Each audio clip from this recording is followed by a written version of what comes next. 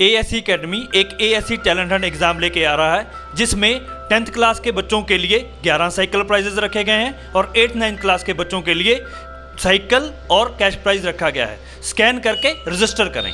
कुर्सी पे बैठने वालों को जमीन की अहमियत याद रहे, सच दिखाते हैं आप। सच का सामना में आपका एक बार फिर स्वागत है। हम लोग असेंबली का इलेक्शन आप लोगों के सामने, आप लोगों के इलाके के अंदर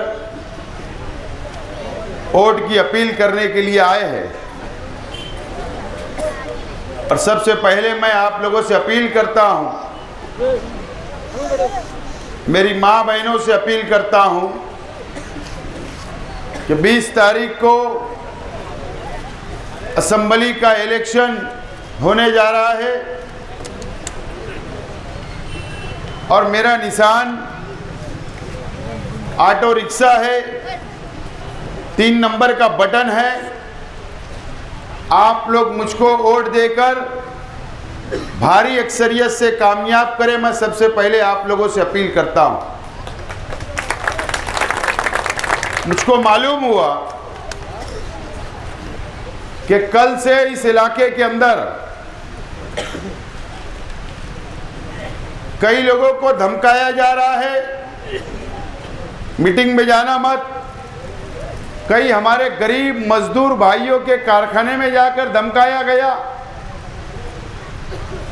कई गली गली के अंदर घूमकर गरीबों को बोला गया कि शेख आसिफ की मीटिंग के अंदर जाना मत, और नहीं तो हमारा वहां पर कैमरा रहने वाला है और तेरा फोटो आ जाएगा तो बाद में देखो बहुत मारेंगे। नागिन तो फोटो खींच लेती। इसीलिए वो मेरे तमाम ही हमदर्द जिनको धमकियां दी गई, जलसे के आसपास गलियों के अंदर बैठकर मेरी तकरीर सुन रहे हैं, जो लोग मेरी तकरीर सुन रहे हैं मैं उनका भी शुक्रिया अदा करता हूं।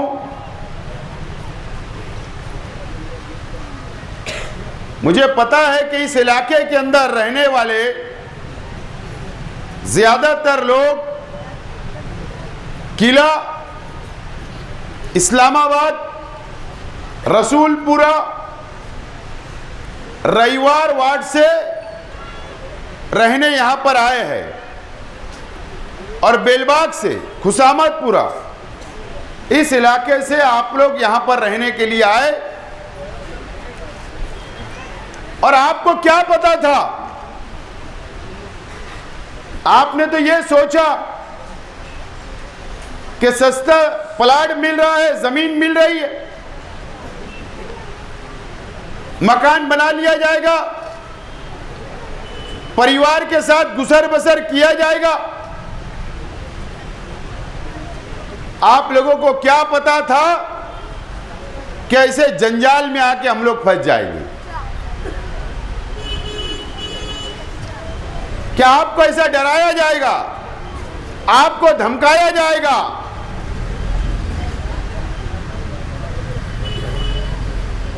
कई वर्षों से इस्लामाबाद, रसूलपुरा, किला, रविवार वार्ड की आवाम जुल्म सह रही है। आप लोगों को दबाया जा रहा है, धमकाया जाता, आपके बच्चों को मारा जाता, आप पर जुल्म किया जाता, लेकिन आप लोग बर्दाश्त करते आए हैं, बर्दाश्त करते आए हैं। और ये इलाके के अंदर भी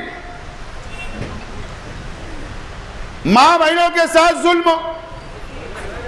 अगर कोई काम लेकर गया कारपोरेटर के पास, पहले तो बंगले का दरवाजा ही नहीं खुलता।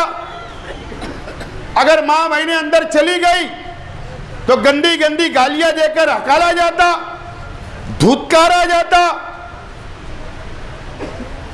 इस इलाके की आवाम चली गई, गरीब लोग चले गए कि हमारी रोड बनाओ, हमारी गटर बनाओ, पानी नहीं आ रहा है, साफ सफाई नहीं हो रही है, ट्रांसफार्मर उड़ गया, शिकायत लेकर जाने के बाद भी आप लोगों को धुतकारा जाता, गालियां दी जाती, हकाला जाता।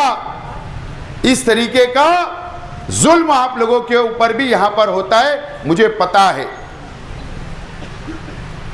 लेकिन क्या आप लोगों ने सोचा क्या? चाहे रविवार वार्ड के लोग हो, चाहे यहां के रहने वाले हो, क्या कभी आप लोगों ने सोचा क्या कि ये किन लोगों के वजह से जुल्म करते हैं? कौन ताकत पहुंचाता है? आप जिन लोगों को वोट देते हैं, रविवार वार्ड की आवाम जो आप लोगों ने वोट दिया, आज के एमएलए साहब के बोलने पर, जो जिन आज के एमएलए साहब को तुमने एमएलए बनाया, उनके बोलने के ऊपर कारपोरेटर बनाते हो। आज के एमएलए साहब ऐसे लोगों को ताकत पहुंचाने का काम करते हैं और आप पर वो लोग जुल्म करते हैं, आप पर अत्याचार करते हैं। एमएलए साहब को माल मिल जाता, ठेका दो, माल लो, और आप पर जुल्म होता। ना एमएलए साहब आपको बचाने आते, ना एमएलए साहब का कोई कारपोरेटर आपको बचाने आता, ना कोई बुनकर भाई आपको बचाने आता, और आप इसी तरीके से जुल्म सहते रहोगे, बर्दाश्त करते रहोगे, रविवार वार्ड के लोग भी और ये इलाके के लोग भी। कब तक? तुम्हारे सामने पंचायत होती है अगर तुम्हारे घर की, लड़के ने अगर कोई गलती किया तो मां और बाप के सामने मारा जाता आपके बच्चों को। कब तक ये सहे आप जुल्म बर्दाश्त करोगे? अगर किसी का घर खाली कराना है, उसके लिए सुपारी ली जाती, पैसा लिया जाता, दादागिरी करके आपका घर खाली कराया जाता, आपकी जमीनों पर कब्जा किया जाता। रविवार वार्ड के बुनकर भाइयों की जमीनें इस हीरापुरा इलाके के अंदर है, कई जमीनों पर कब्जा कर लिया गया, दादागिरी कर ली गई। हमारे माजी शिकारी साहब है, बहुत दीनदार इंसान है, सीधा इंसान है। 20 गुंठा जमीन सलाटर के लिए भाड़े से ली गई। पहले तो बोला नहीं गया, पहले कब्जा कर लिया गया, बोले 4 जानवर काटेंगे। फिर उसने बोलने लगा तो बोले भाड़ा ले ले, भाड़ा बढ़ गया, पूरा शेड बांध लिया गया। 20,000 स्क्वायर फीट जमीन, 20 गुंठा जमीन पर आज तक कब्जा कर लिया गया है, भाड़ा भी बंद कर लिया गया है। वो बेचारा परेशान घूम रहा है। 2 नंबर का धंधा तुम्हारे तरफ। इस तरीके का जुल्म कई बुनकर भाई है, मैं नाम ले सकता हूं, रविवार वार्ड के लोगों का कई जमीनों में कब्जा कर लिया गया। पंचायत के नाम पर तोड़ी की जा रही है। लड़की लड़का का मैटर अगर कोई आ गया, उसमें भी तोड़ी की जा रही है। शर्म आना चाहिए। किसी के बाल बेटियों के पंचायत में भी पैसा खा लिया जा रहा, बोले फीस लगेगी फीस। किसी का कारखाना खाली करवाने का भी पैसा लिया जाता। कब तक जुल्म सहोगे आप? और किसके लिए? एमएलए साहब के लिए, जो आपको बचाने नहीं आते। अगर आज के एमएलए साहब को आपने वापस वोट दे दिया, ताकत पहुंचा दी, और जुल्म बढ़ेगा आप पर, फिर अत्याचार बढ़ेगा, आपके बच्चों को मारा जाएगा। आपको आजादी नहीं है, आपको आजादी नहीं है। आपका बच्चा आजादी से घूम नहीं सकता, आप आजादी से घूम नहीं सकते, आपका बच्चा आजाद नहीं रह सकता, आपकी मां बहनें, घर की खवातीन आजाद नहीं रह सकती। इस तरीके का जुल्म आप सहते हो। क्या हल है इसका? आप ताकत से तो लड़ नहीं सकते। पुलिस स्टेशन जाएंगे तो फिर दबाव आएगा। तो क्या आपके पास इसका हल है? इसका हल पता है आपको? 20 तारीख आ रही है आपके पास, 20 तारीख आपके पास आ रहा है। मेरी मां बहनें जो घर में बैठकर सुन रही है, मैं आपसे भी अपील करता हूं, अगर आपके बच्चे को आजादी चाहिए, अगर आपको आजादी चाहिए, अगर यहां के रहने वालों को आजादी चाहिए, तो 20 तारीख आ रही है, 20 नवंबर को आप मुझको वोट देकर भारी अक्सरियत से कामयाब करो। मैं आपसे वादा करता हूं और इसीलिए जानबूझकर मीटिंग लिया हूं, आपसे वादा करने आया हूं। अगर आपको आजादी चाहिए कानून के मुताबिक, तो आज वादा करने आया हूं, मुझको कामयाब करो, मुझको वोट दो, मैं आपको कानून के मुताबिक आजादी दिलाऊंगा। ये वादा करने आज आपके बीच में आया हूं। आज ये वार्ड का क्या हाल है? ना रोड है, ना गटरे हैं, ना कोई सहूलत नहीं है, कोई बुनियादी सहूलत नहीं। ये रोड देखिए, मेन रास्ता देखिए, अंदर की रास्ते देखो, बहुत हालत खराब है। कौन जिम्मेदार है मुझे बताइए? 5 साल पहले एमएलए साहब को वोट दिया, उन्होंने एक काम किया कि आपको कारपोरेटर आपने चुन कर दिया। मैंने तो मेरे भाई को खड़ा किया था, खालिद हाजी को, अगर उसको चुन कर देते अब तक तुमको आजादी भी मिल जाती, काम भी हो जाता, आजाद जिंदगी गुजारते। ठीक है, गलती हो गई, लेकिन आप गलती मत करो। ठीक है, मेरा झंडा मत लगाओ, मेरा बैनर मत लगाओ, मेरा बिल्ला मत लगाओ। जिस तरीके से आप मुझसे उधर आकर मुलाकात कर रहे हैं, मेरे भाइयों से आकर मेरे इलाके में मुलाकात कर रहे हैं, वैसी मुलाकात करो और पेटी पे जाकर आपको सिर्फ खामोशी से वोट दे देना है बस। उसके बाद पेटी खुलेगी, इंशाअल्लाह मैं चुन कर आऊंगा, उस दिन से आपको आजादी दिलाऊंगा, मेरा वादा आप लोगों से। मैंने क्या तहरीक चलाया था इस इलाके के लिए कि यहां से बड़ा कब्रिस्तान बहुत दूर है, यहां पर 4 एकड़ जमीन है, कब्रिस्तान की रिजर्वेशन है। मैंने आवाज उठाई, जमीन खरीदो, ठहराव किया, ताकि इस इलाके के अंदर एक कब्रिस्तान हो जाए। इलाका बढ़ रहा है, आबादी बढ़ रही है, मुसलमानों की बस्ती, अल्लाह का करम है। क्या हुआ? उसके ऊपर लेआउट डालने का काम किया जा रहा था, कच्चा प्लाट गिरा लिया गया था, लाइन मार ली गई थी, आजू बाजू अतिक्रमण करने की शुरुआत हो गई थी। इनकी नीयत वहां पर भी खराब थी, वहां पर भी खराब थी, वहां पर भी कब्जा करने की कोशिश की जा रही थी। मैंने आवाज उठाई, बंद हुआ।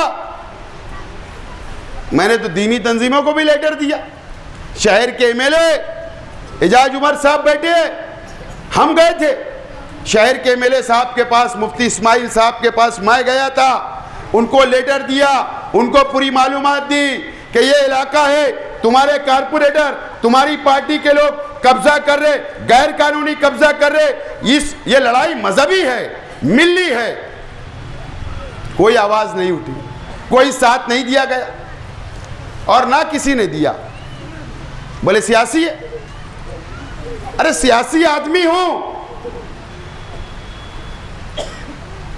जभी तो बोला कब्रिस्तान बनाऊंगा। 107 सर्वे नंबर का कब्रिस्तान बनाया मैंने, नया स्लाइडर हाउस के पास। सियासी लड़ाई बोल के छोड़ दिए। अल्लाह का खौफ होना चाहिए था एमएलए साहब आपको। आप आलिम हो, आप मुफ्ती हो, सियासत 2 नंबर पे रखते, 1 नंबर पे आके दौरा करते और डिमांड करते कि वो अतिक्रमण हटाओ, वहां कब्रिस्तान बनाओ, मेरे मुसलमान रहते हैं। कुछ नहीं किया, फिर नीयत खराब है वहां पर, फिर नीयत खराब है। अगर आप चाहते हो इस इलाके के अंदर कब्रिस्तान होना चाहिए तो मैं तैयार हूं। कब्रिस्तान होना चाहिए, रोड अच्छी होना चाहिए, आपको सहूलत मिलना चाहिए, उसके लिए मेरी तैयारी। मैं आज आपसे वादा करने आया हूं एक और, भिकन शाह दरगाह का जो पुल बना शेख रशीद साहब मरूम, उस वक्त शेख रशीद साहब पहले एमएलए बने 99 में, उस वक्त मुझे याद है कि 5 लाख कई था सिर्फ वो पैदल ब्रिज, सिर्फ 5 लाख रुपये में बना था। उसके बाद और एक मैं आज वादा करने आया हूं, यहां पर अगर आपने मुझको एमएलए बनाया, वोटे दी, चुन कर दिया, तो मैं आज वादा कर रहा हूं भिकन शाह दरगाह से लेकर मंसूरा तक, गैरेज लाइन तक एक ब्रिज बना कर दूंगा, आपको एक ब्रिज बना कर दूंगा, ताकि आप लोग मंसूरा के रास्ते से डायरेक्ट यहां जाओ, वहां चले जाओ, धंधा व्यापार बढ़ेगा, रोजगार बढ़ेगा। इस रोड के ऊपर जितने मकानात है उनका रोजगार बढ़ेगा, वहां से गाड़ियां आने लगेगी, धंधा व्यापार बढ़ेगा, और हमारे गैरेज लाइन वालों को भी जाने के लिए आसानी, मंसूरा के बच्चों के लिए भी जाने के लिए आसानी, मंसूरा की बच्चियों के लिए भी आसानी, सब आसानियां होगी। हमारे बच्चे बाहिफाजत इधर से आएंगे, मौसम पुल पे से जाना नहीं पड़ेगा, ये ब्रिज से आना नहीं पड़ेगा। मैं आज वादा करता हूं, दो मुझको चुनकर, मैं करके देता हूं काम। मैं चाहता हूं इलाके का काम हो, कोई भेदभाव नहीं, ये मेरा शहर है, ये हमारा अपना शहर है। मैं हर इलाके में काम करने के लिए तैयार हूं, हर इलाके के अंदर। लेकिन हम मुसलमान हैं, एक अल्लाह, एक रसूल, एक कुरान को मानने वाले हैं, हमारे अंदर कोई भेदभाव नहीं। हम जब मस्जिद में जाते हैं तो इमाम साहब के सामने अल्लाह अकबर बोलकर नियत कर कर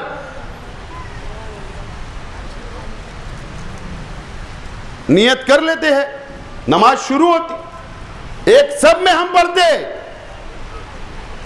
एक सब में पढ़ते हैं। हमको डरना किससे चाहिए? अल्लाह ताला से डरना चाहिए।